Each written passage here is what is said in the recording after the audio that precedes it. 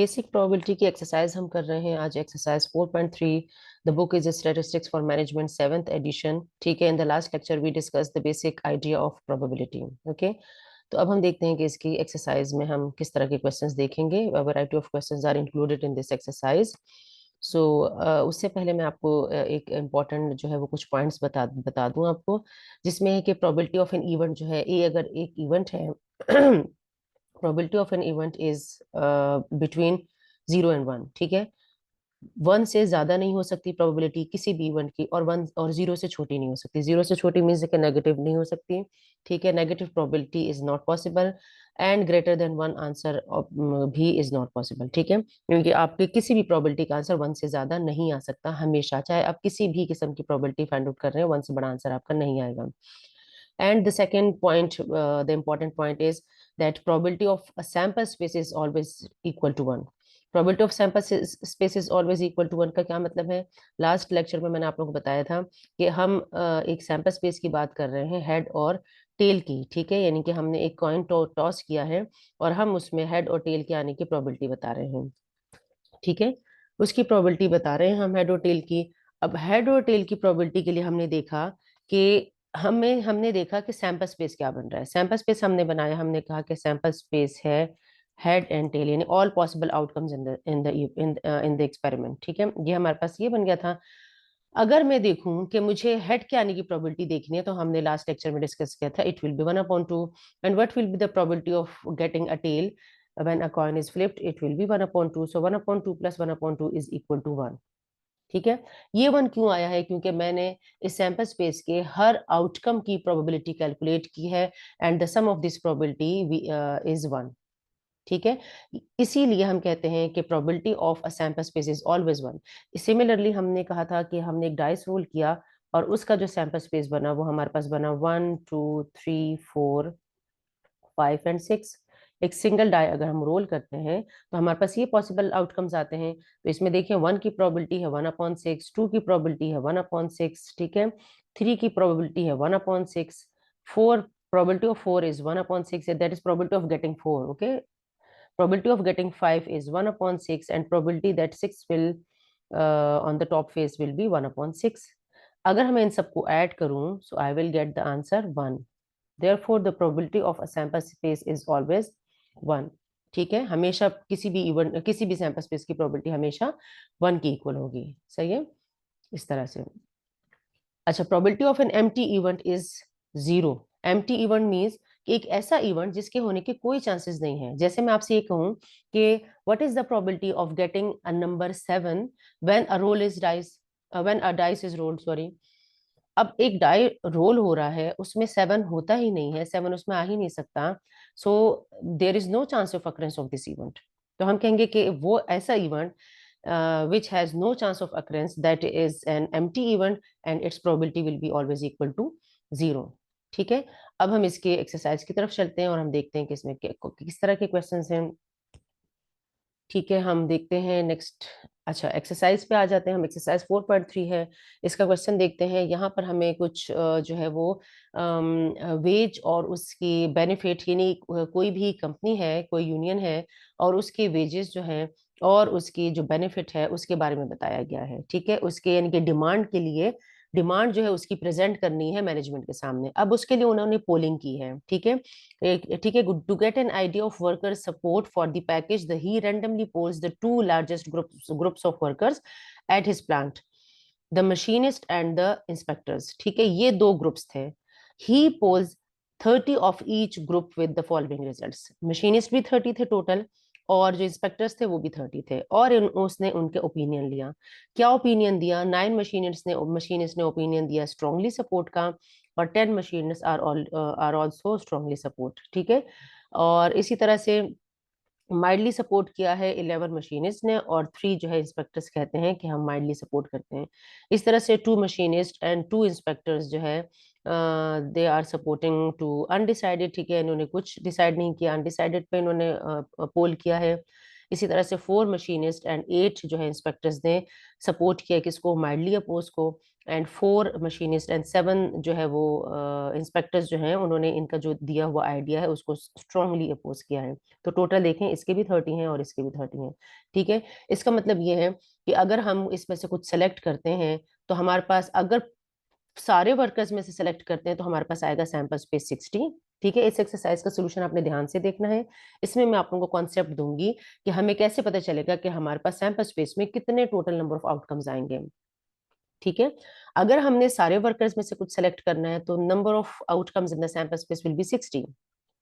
If we have to select only from the machinist, a worker from the machinist group, so these are 30, so the sample space number of outcomes in the sample space will be 30. इसी तरह से if we will select a worker from the inspectors group, so it is 30, so the number of number of outcomes in this sample space will be 30. ठीक है, अब next पे देखते हैं। अब इन्होंने पूछा क्या है हमसे, पूछते क्या है, what is the probability that a machine is randomly selected from the polled group mildly supports the package. किस में से सेलेक्ट किया है, मशीनिस्ट में से सेलेक्ट किया है। मशीनिस्ट में से चूंकि सेलेक्ट किया है, सो और sample space will B machinist. ठीक है, सैंपल स्पेस हमारा क्या होगा, मशीनिस्ट होगा, इनके 30 होगा।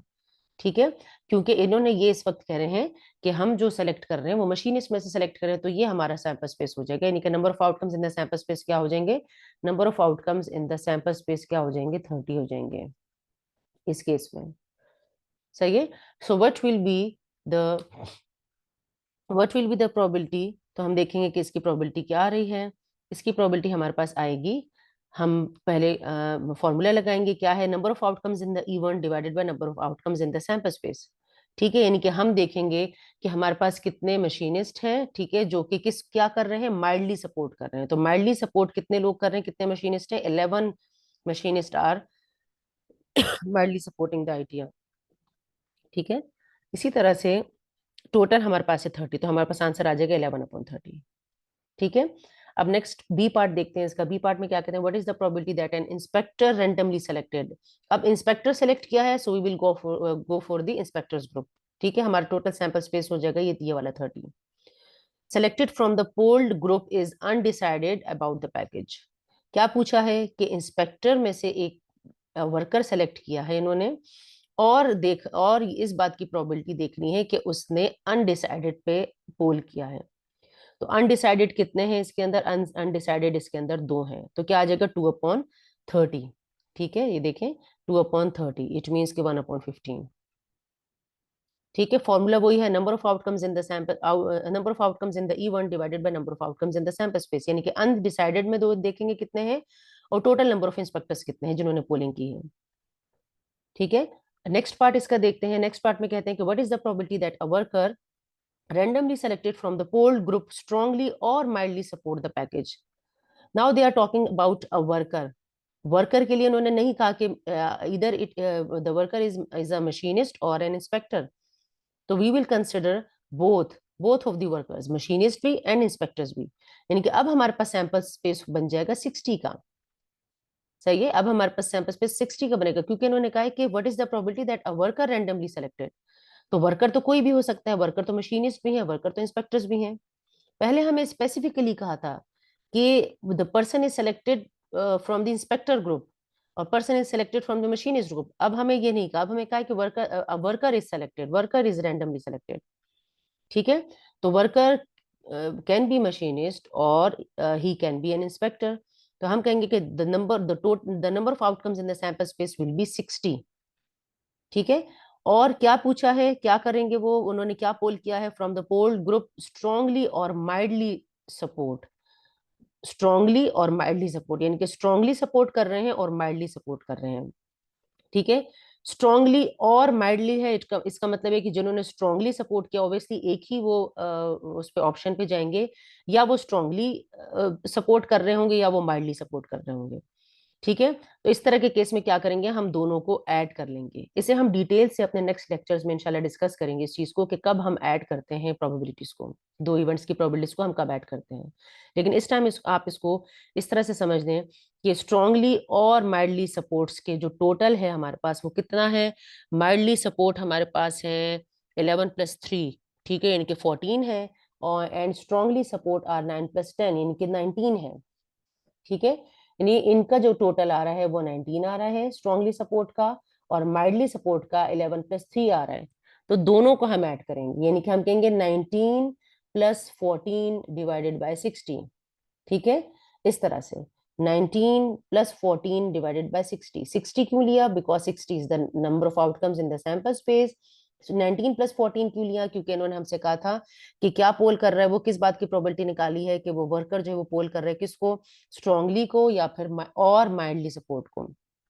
तो इस तरह की सिचुएशन में हम दोनों को ऐड कर लेते हैं।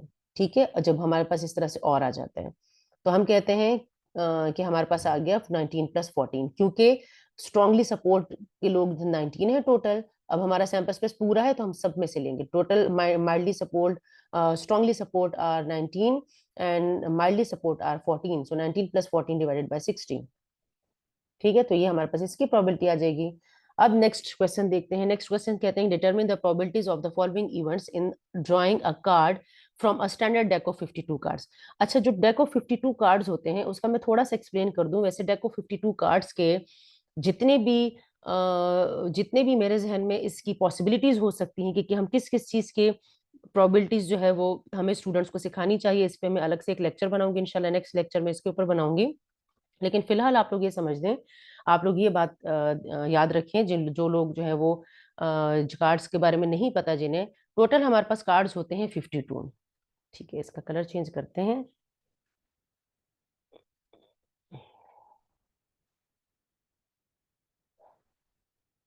अच्छा जी,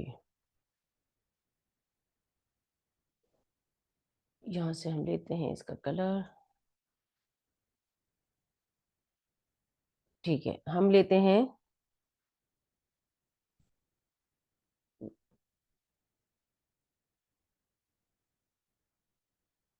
अच्छा हम लेते हैं टोटल, हम कहते हैं कि हमारे पास जो कार्ड्स होते हैं वो 52 होते हैं। 52 में से 26 जो है वो रेड होते हैं। ठीक है, ये रेड है, एंड 26 कार्ड्स आर ब्लैक। ठीक है, हाफ हाफ होते हैं दोनों। अब ये जो 26 रेड और 26 ब्लैक है, ये तो मैंने कलर के हिसाब से कैटेगरी बता दी कि 52 कार्ड जो है वो दो तरह की कैटेगरीज में है, रेड एंड ब्लैक कलर्स। ठीक है, अब अगर मैं देखूं कि फेस कार्ड्स यहाँ पर कितने हैं, तो फेस कार्ड्स मेरे पास होते हैं, फेस कार्ड्स मीन्स के जिसके ऊपर फेस बना हुआ होता है। फेस कार्ड जो है वो 3 टाइप्स के हैं। एक होता है किंग, एक होता है क्वीन, और एक होता है जैक। ठीक है, क्वीन कार्ड जो है वो 4 होते हैं, ये भी टोटल 4 हैं, ये भी टोटल 4 हैं, और ये भी टोटल 4 हैं। फिर किंग कार्ड्स में से जो 4 कार्ड्स हैं, इसमें से 2 रेड हैं और 2 ब्लैक हैं। इसी तरह से इसमें क्वीन कार्ड्स में से भी 2 रेड हैं and 2 are black. Similarly jack cards are 2 red and 2 black. ठीक है, और जो हमारे पास नंबर, ये फेस कार्ड्स की बात हो गई, ये मैंने कैटेगराइज किया अकॉर्डिंग टू द कलर।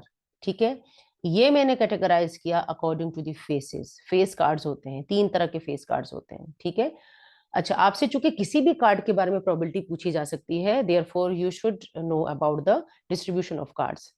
इसी तरह से अगर हम नंबर्स की बात करते हैं, तो नंबर्स में हमारे पास होता है एस। एस मतलब जिस पर 1 होता है, 1 नहीं लिखा हुआ तो 1 की जगह एस लिखा हुआ होता है। 2, 3, 4, 5, 6, बल्कि इसको मैं थोड़ा सा डिस्टेंस से लिखती हूँ क्योंकि इसमें भी हमने कैटेगराइजेशन करनी है।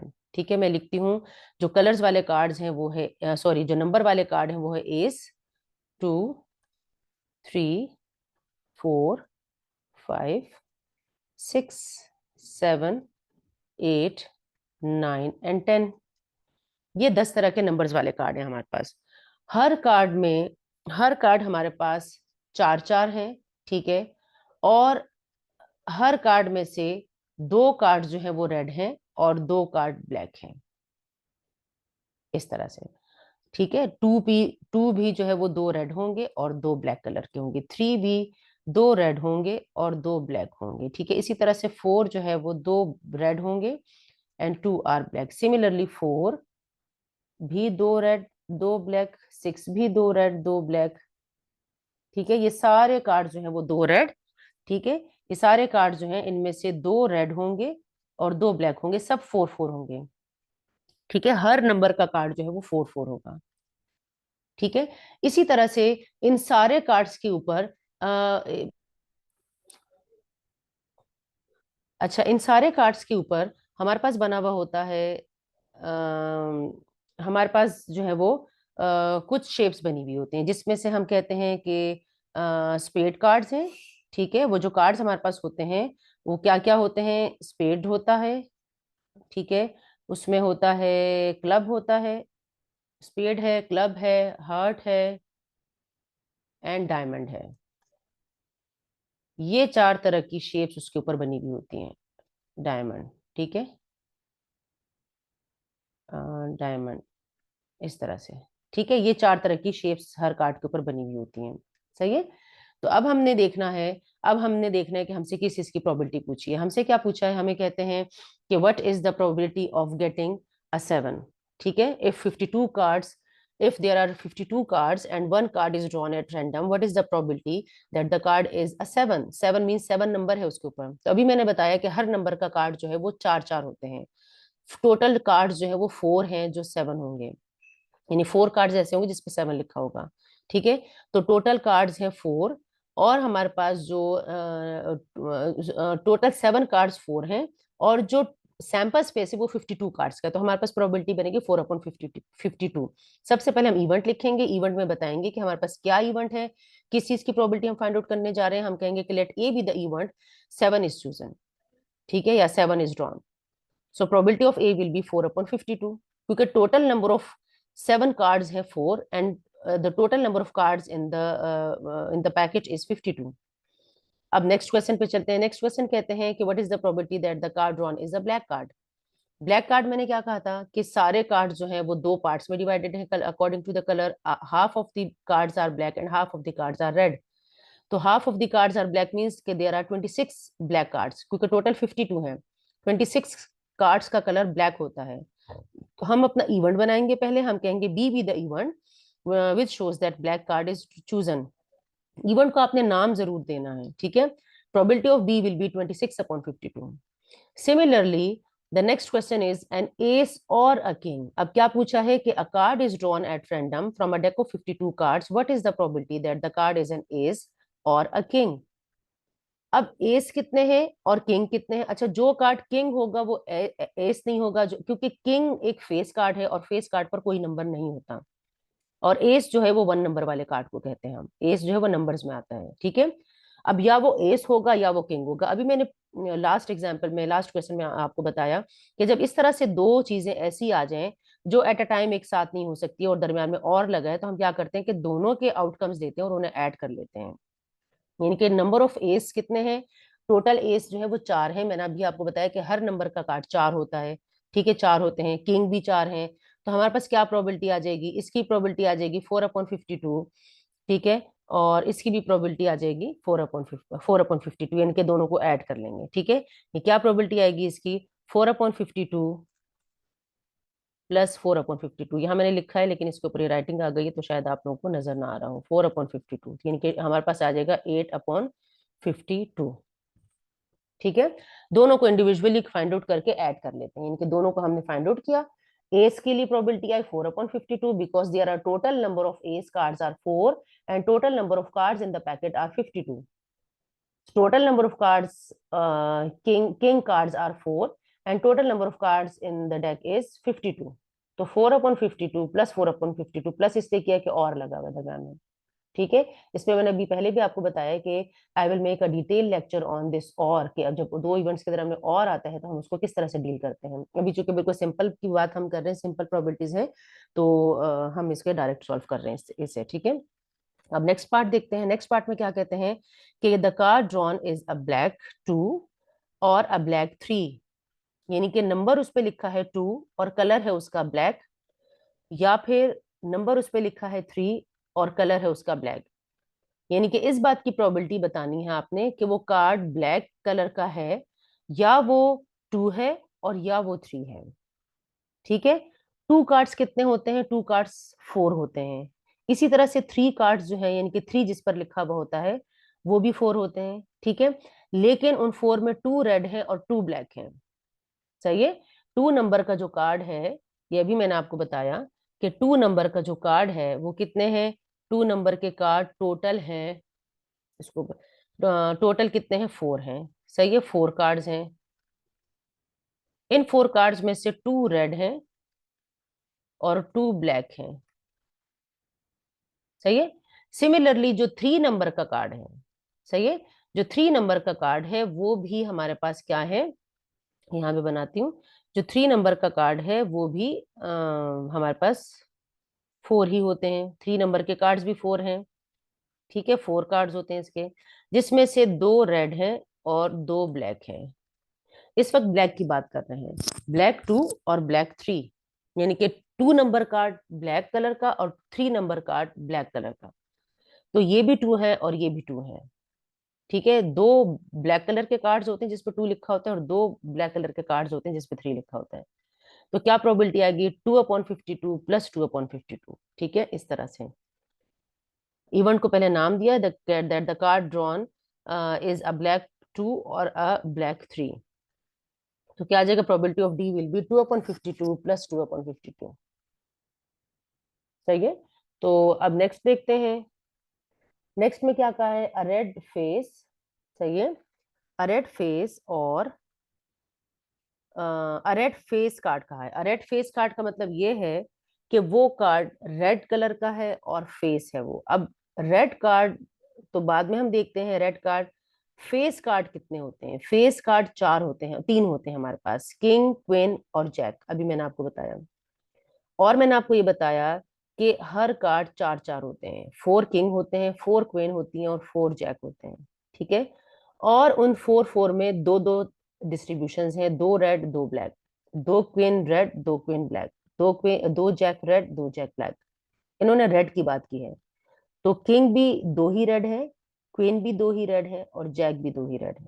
तो हमारे पास आएगा 2/52, 2/52 एंड 2/52, इस तरह से। ठीक है, तो आ जाएगा 6/52। Is it clear. Next question देखते हैं। नेक्स्ट क्वेश्चन कहते हैं during a recent bridge game. सही है। अच्छा, लीड कार्ड्स की बात बताई है, 2 टीम्स हैं, कार्ड्स की बात ये बता रहे हैं। अभी मैंने आपको बताया ना कि कार्ड्स के ऊपर शेप्स बनी हुई होती है, सारे कार्ड्स के ऊपर स्पेड होता है, हार्ट होता है, यानी अकॉर्डिंग टू द शेप्स जो है हमने उन्हें 4 कैटेगरीज में डिवाइड किया होता है, spades, heart, diamond and clubs. ठीक है, हर कार्ड जो है वो स्पेड, अच्छा ये मैंने आपको पिछले में नहीं बताया कि हर कार्ड जो है वो 13 13 होते हैं। ठीक है, यानी कि स्पेड कार्ड जो होता है वो भी 13 होता है, स्पेड कार्ड ये भी 13 होते हैं, हार्ट कार्ड भी 13 होते हैं और डायमंड भी 13 होते हैं, सॉरी,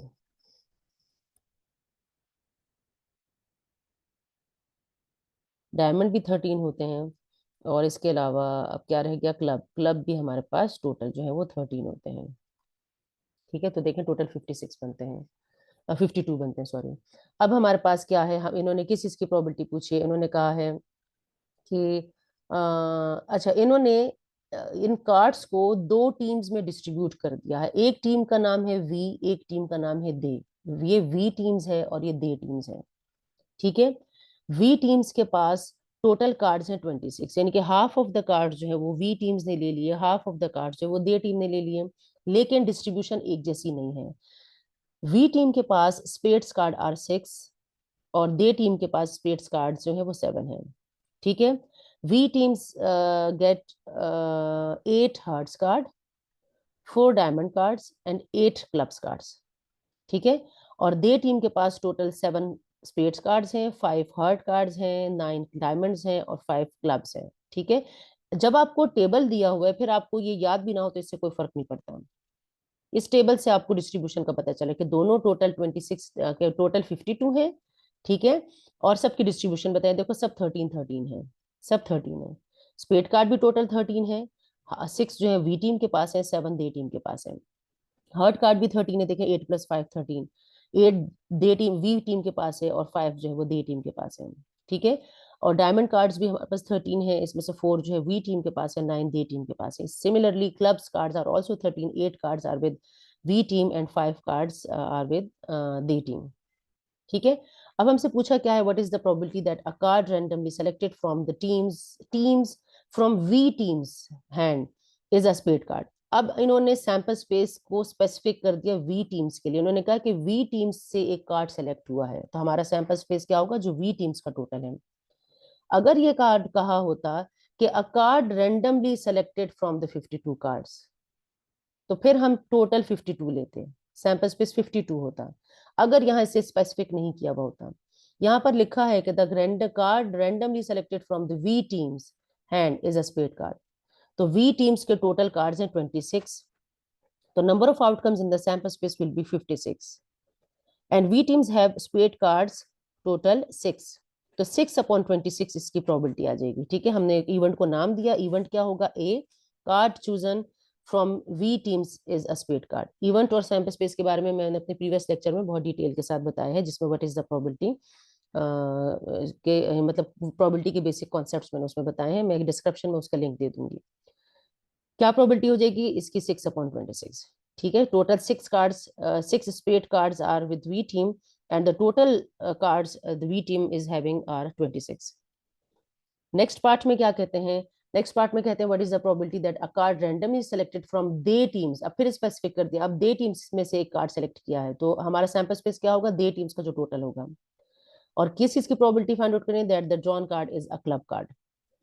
तो हम पहले इवेंट बनाएंगे, हम इवेंट को नाम देंगे बी का, card chosen from they teams hand is a club. अच्छा, एक ही क्वेश्चन जब चल रहा हो तो आपने इवेंट को हर बार ए नाम नहीं देना, हर बार अपने नाम को चेंज करना, इवेंट का नाम आपने चेंज करना है। ठीक है, तो टोटल जो क्लब कार्ड्स जो डे टीम्स के पास हैं, club cards the they team is having 5।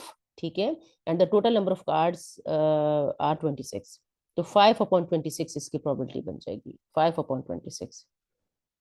Similarly, in the next question, they are asking what is the probability that a card randomly selected from all the cards. अब specific नहीं किया. They are saying that a card randomly selected from all the cards is either a spade or heart card. ठीक है, अब सारे cards में से इन्होंने कार्ड सेलेक्ट किया है, इसका मतलब है कि अब हमारे पास जो number of outcomes in the sample space होगा वो कितना होगा, वो 52 होगा। Number of outcomes in the sample space will B 52। ठीक है, अब हमारे पास नंबर ऑफ आउटकम्स 52 बन जाएंगे। अब क्या कहते हैं कि वो कार्ड कौन सा होगा, ईदर अ स्पेड कार्ड और हर्ट कार्ड। जो स्पेड होगा वो हर्ट नहीं होगा, जो हर्ट होगा वो स्पेड नहीं होगा, मतलब अलग अलग कार्ड्स होते हैं ये। अगर इस कार्ड पर हर्ट बना है तो उस पर स्पेड वाली शेप नहीं बनी हुई होगी, अगर स्पेड की शेप बनी हुई है तो हर्ट की शेप नहीं बनी हुई होगी, दोनों अलग अलग कार्ड्स होते हैं और लगा हुआ है। तो मैंने कहा इस तरह की सिचुएशन में हम क्या करते हैं, दोनों की प्रोबेबिलिटीज निकाल कर उन्हें ऐड कर लेते हैं। तो स्पेड कार्ड्स टोटल, अब हमने टोटल लेने, ठीक है, वी टीम और दे टीम की बात नहीं कर रहे, स्पेड कार्ड्स टोटल है 13। देखें, स्पेड कार्ड टोटल है 13, तो हमारे पास आएगा 13/52। और सैंपल स्पेस भी 52 का लेना है। 13/52 हर्ड कार्ड आर ऑल्सो 13, तो 13/52, तो 13/52 प्लस 13/52 इज इक्वल टू 26/52। ठीक है, सिमिलरली अब नेक्स्ट क्वेश्चन देखते हैं। अब एप्लीकेशंस के कुछ क्वेश्चंस हैं एक्सरसाइज में। एप्लीकेशंस में क्वेश्चंस क्या कहते हैं कि below is a frequency distribution of annual sales commissions from a survey of 300 media sales people. Based on this information, what is the probability that a media salesperson makes a commission? अब annual commission की बात बताई है और उसकी frequency बताई है, यानी कि इतने सेल्स पर्सन जो हैं वो 0 से लेकर 4999 तक की कमीशन बना लेते हैं एनुअली, इतनी कमीशन उनकी बन जाती है। इंटरवल ग्रुप डेटा के फॉर्म में दिया हुआ है। 25 sales people are making commission from in between 5000 and 9999 and 35 people are making commission in this interval. ठीक है, and 125 people are making commission in the this interval. ठीक है, और 70 पीपल जो है वो कमीशन बनाते हैं between 20,000 to 24,999 and 30 sales people ऐसे हैं कि they make commission 25,000 and above. ठीक है, इससे अबव बनाते हैं, अबव की कोई लिमिट नहीं बताई कि कितना बनाते हैं। अब हमसे पूछा क्या है, इन्होंने कहा है probability, what is the probability that a media sales person makes a commission between 5,000 and 10,000, 5,000 and 10,000 के दरमियान में। तो 5000 एंड 10,000, अच्छा इसे आपने काउंट नहीं करना है, ये नेक्स्ट में आ रहा है, तो 9,999, बस यहाँ तक हम काउंट करेंगे। ठीक है, ग्रुप्स, ये चीज मैं आपको ग्रुप्स की, जब हमने ग्रुप पढ़ा था तो उसमें मैं आपको समझा चुकी हूँ कि किस तरह से हम ये लेते हैं। तो जब ग्रुप डेटा हमने पढ़ा था, तो 5,000 से यहाँ तक की जो टोटल पीपल हैं वो 25 हैं। ठीक है, और टोटल सेल्स पर्सन हम देख लेते हैं कितने हैं, टोटल सेल्स पर्सन 300 है। ठीक है, तो 25/300 इसकी प्रोबेबिलिटी आ जाएगी। सिमिलरली क्या क्या कहा है कि कितनी कमीशन होगी, लेस देन 15,000, इस बात की प्रोबेबिलिटी हमने फाइंड आउट करनी है, लेस देन 1,500। तो कितने लोग ऐसे हैं जो लेस देन 15,000, सॉरी 15,000 कमीशन लेते हैं। लेस देन 15,000 मीन्स कि इससे 15,000 यहाँ से शुरू हो रहा है ना, तो 15,000 से ऊपर वाले सारे, ठीक है, ये 15,000 से ऊपर वाले ये जितने भी हैं ये सारे हम लेंगे, यहाँ से लेकर यहाँ तक हमने सारे लेने हैं। ठीक है, ये सब हमने लेने हैं। सही है, ये सारे हमने लेने हैं इसमें से। तो ये हमारे पास टोटल कितने बनते हैं, ये इनको ऐड कर लें तो हमारे पास बनता है 85। ठीक है, 85 बनता है, देखें 25 और 15, तो हमारे पास ये बन गया है 40 और 40 और 70, 40 एंड 35, 75 बनता है। अच्छा, 75/30 आता है, 300, सॉरी।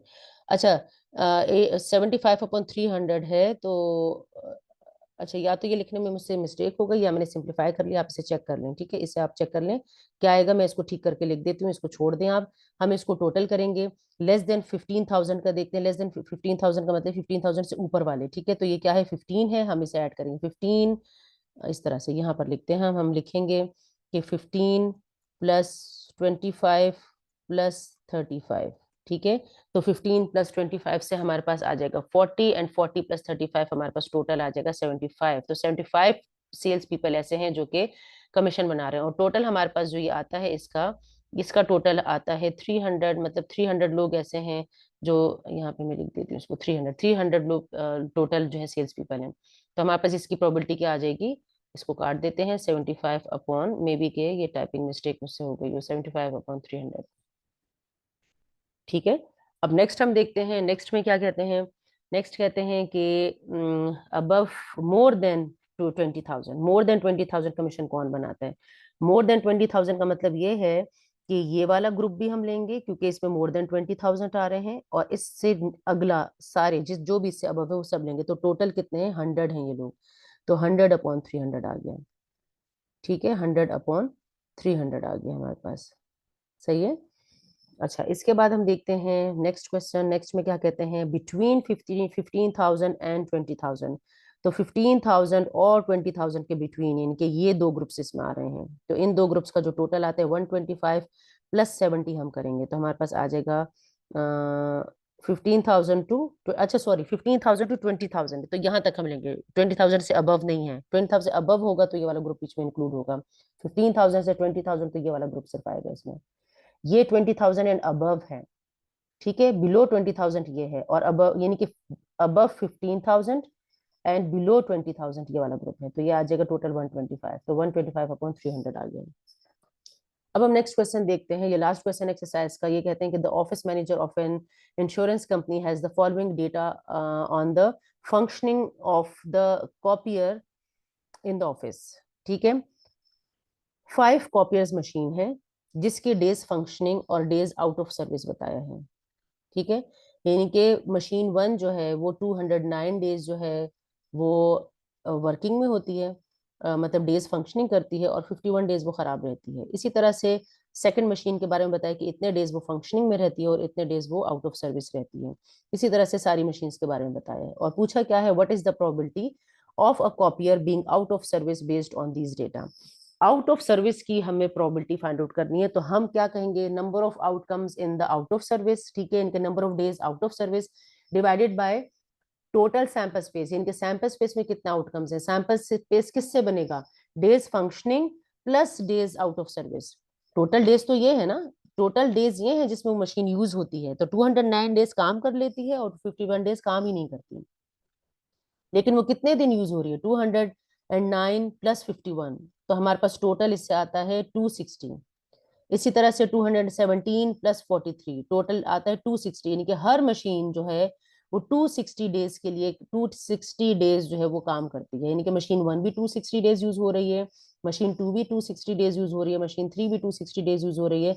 और हमसे चूंकि सबका एक साथ पूछा है तो हम इसको एक साथ बता देंगे। हम क्या बताएंगे कि हमारे पास प्रोबेबिलिटी क्या आएगी, मैं आपको पहले समझा देती हूँ। हम डेज का टोटल लेंगे, यानी कि 51 प्लस 43 सबका एक साथ लेंगे, +2 प्लस 31 प्लस 13, ये आ जाएगा number of outcomes in the sample in the event. ठीक है, इवेंट हमारा क्या है, डेज आउट ऑफ सर्विस, और divided by number of outcomes in the sample space. अच्छा, सैंपल स्पेस हमारे पास क्या होगा, सैंपल स्पेस में हम कहेंगे कि हमारे पास बनता है, सैंपल स्पेस में हमारे पास बनेगा इन सब इनके टोटल नंबर ऑफ डेज, जो जितने दिन वो यूज होती है उसका टोटल, तो सारे का टोटल 260 प्लस 260 प्लस 260 प्लस 260, इस तरह से हमने लेना है। ठीक है, किस तरह से लेंगे, इस तरह से, यानी कि टोटल आ जाएगा 140, यानी कि किस तरह से हम लेंगे मैं आपको यहाँ लिख कर दिखा देती हूँ किस तरह से आएगा। इसका इसका सोल्यूशन किस तरह से बनेगा, हमारे पास आएगा प्रोबेबिलिटी ऑफ कॉपियर। अगर हम मैं कॉपियर आउट ऑफ सर्विस को ए कह देती हूँ, लेट सपोज ये ए है, तो मैं कहूंगी कि probability of A will be, क्या क्या होगी, क्या क्या हो सकती है, probability of A will be हमारे पास होगा 51 प्लस 43 +2 +31 +13। ठीक है, और ये होगा डिवाइडेड बाय किस पे, सब पर डिवाइड करेंगे, किस पे, यानी कि हर मशीन जो है वो 260 डेज के लिए यूज होती है, तो 260 प्लस 260 प्लस 260 5 टाइम्स है, आप चाहें तो 260 लिखकर मल्टीप्लाई बाय 5 लिख दें, 260 260 और प्लस 260। ठीक है, तो इससे हमारे पास टोटल बनता है 1400 डिवाइडेड बाय 140 मल्टीप्लाई बाय 1300, तो 0.1077 इसकी प्रोबेबिलिटी आती है। ठीक है, नेक्स्ट लेक्चर में हम देखेंगे, मैं नेक्स्ट लेक्चर में बहुत डिटेल के साथ जो है वो कार्ड्स की प्रोबेबिलिटी, क्योंकि कार्ड्स की प्रोबेबिलिटी में स्टूडेंट्स को बहुत ज्यादा कंफ्यूजन होती है, तो कार्ड्स की प्रोबेबिलिटी, कार्ड्स के डिफरेंट टाइप्स के इवेंट्स में लूंगी और उनकी प्रोबेबिलिटीज को डिटेल के साथ आप लोग को एक्सप्लेन करूंगी। कि अभी तो हम एक कार्ड की बात कर रहे थे कि एक कार्ड हम सेलेक्ट कर रहे हैं, one card is drawn at random. ठीक है, जब एक से ज्यादा कार्ड्स हम सेलेक्ट करेंगे तो फिर उसकी प्रोबेबिलिटी किस तरह से हम फाइंड आउट करेंगे, ये मैं आपको नेक्स्ट लेक्चर में बताऊंगी।